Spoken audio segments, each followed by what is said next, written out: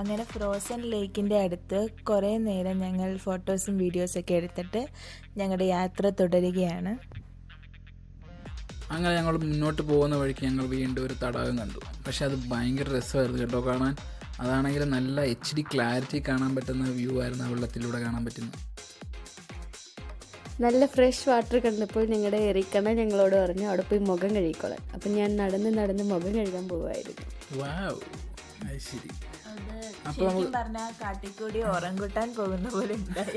അതല്ലേ, പക്ഷെ ആശ എന്തൊക്കെയോ അവൾക്ക് പറഞ്ഞു കൊടുക്കുന്നുണ്ട്. എന്തുവാന്ന് അറിയത്തില്ല. ആശ എന്തോ കാര്യമായിട്ട് എന്തോ നിനക്ക് പറഞ്ഞു തരുന്നുണ്ടല്ലോ. എനിക്ക് ഓർമ്മയില്ല. എനിക്കൊന്ന് ആശ ഇതൊക്കെ അറിയാൻ തോന്നുന്നു. ആശ ഇതിലേക്കൂടെ മുന്നേ വന്നിട്ടുള്ള രീതിയിലാണ് നടക്കുന്നത്. ശരിയല്ലേ? ഗോഡ്വിനില്ലേ, ഗോഡ്വിൻ ഞാൻ അപ്പൊ പ്രകൃതി രമണീയത ആസ്വദിക്കാൻ വേണ്ടി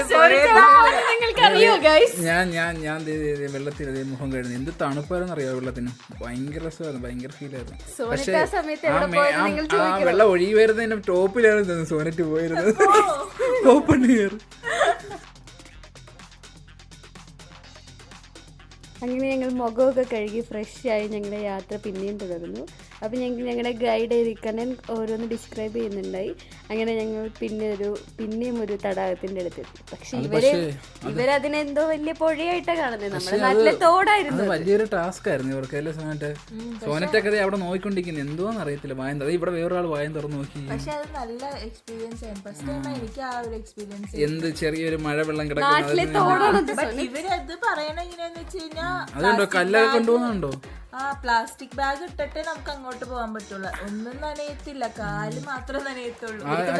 കുളിക്കത്തില്ല. സോനറ്റിനത് അറിയത്തില്ല. അവിടെ നിൽക്കുന്ന ചേട്ടനെ കണ്ടോ? ആ ചേട്ടന്റെ ഉപ്പൂറ്റി മാത്രമേ നനഞ്ഞിട്ടുള്ളൂ. കണ്ടോ? എന്നിട്ടാണ് പ്ലാസ്റ്റിക് ബാഗ് ഇട്ടിട്ട് പോകാൻ വേണ്ടി പറഞ്ഞു. പക്ഷെ അത് ഭയങ്കര ഡിഫിക്കൽട്ട് ആയിട്ടുള്ള പരിപാടിയായിരുന്നല്ലോ. എന്ത് ഭയങ്കര എക്സ്പീരിയൻസ് ആയിരുന്നു. ശരി, ആളെല്ലാം കമ്പൊക്കെ കുത്തി നടക്കുന്നുണ്ട്. അത്രേ ഉള്ളായിരുന്നു. ചെറിയൊരു വെള്ളമായിരുന്നു. പക്ഷെ ഇവര് വലിയ ഡിഫിക്കൽട്ടായിട്ടുള്ള രീതിയിൽ തന്നെ അവര് കാണിച്ച് എന്നിട്ട് ആളെല്ലാം ഭയങ്കര കഷ്ടപ്പെടുത്തിയാ കൊണ്ടുപോയി. അവര് പക്ഷെ എന്താ പറയാ, അവര് ഭയങ്കര കൺസേൺഡ് ആയിരുന്നു നമ്മുടെ കാര്യത്തിൽ. അയ്യോ നിനക്ക് എന്തെങ്കിലും പറ്റുമോ, അങ്ങനെ നല്ല ഒരു സംഭവമായിരുന്നു അത്. സോനറ്റ് പാട്ടൊക്കെ പാടി പോവാ. കണ്ടു അടുത്ത ആള് പറയുന്നു ഒന്നുമില്ല, എനിക്ക് ആരുടെയും സഹായം വേണ്ട എന്നുള്ള രീതിയിലാണ് നടക്കുന്നത്. സിമ്പിൾ ആയിരുന്നു. നാട്ടിലെ തോടായിരുന്നു അത്.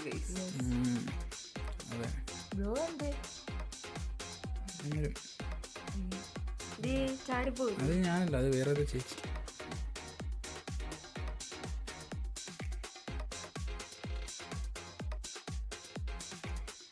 പുഴയൊക്കെ താണ്ടിയതിന് ശേഷം ഞങ്ങൾക്ക് അടുത്ത യാത്രയ്ക്കുള്ള ഒരുക്കത്തിലായിരുന്നു.